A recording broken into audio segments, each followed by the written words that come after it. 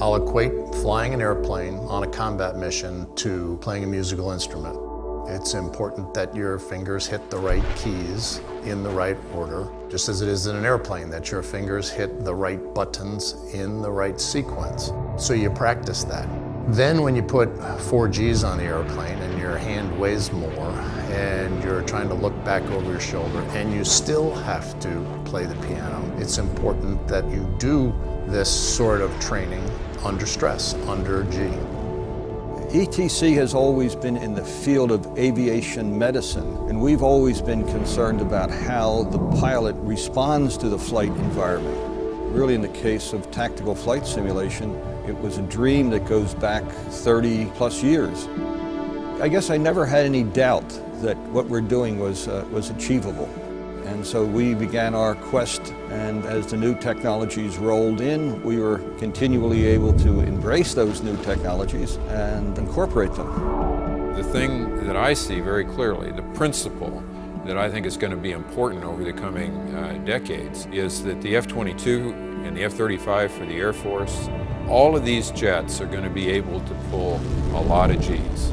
And you don't want to put a pilot in the airplane who is not capable of flying the jet through its full performance envelope. Static simulators just will not cut it anymore.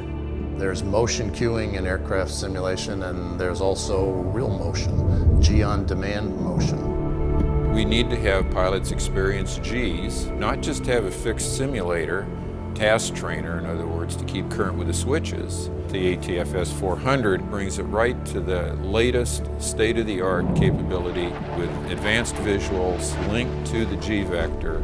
That's a scientific breakthrough that's now been engineered and delivered and can be flown by pilots. The machine will lead to readiness. Several flights in ATFS-400 in the transition stage between aircraft would have saved a considerable number of dollars in flying hour and a considerable amount of wing life under high G environment. So this is really the next step. This is, as much as the F-35 or the F-22 have advanced technology, this is advanced to simulation technology.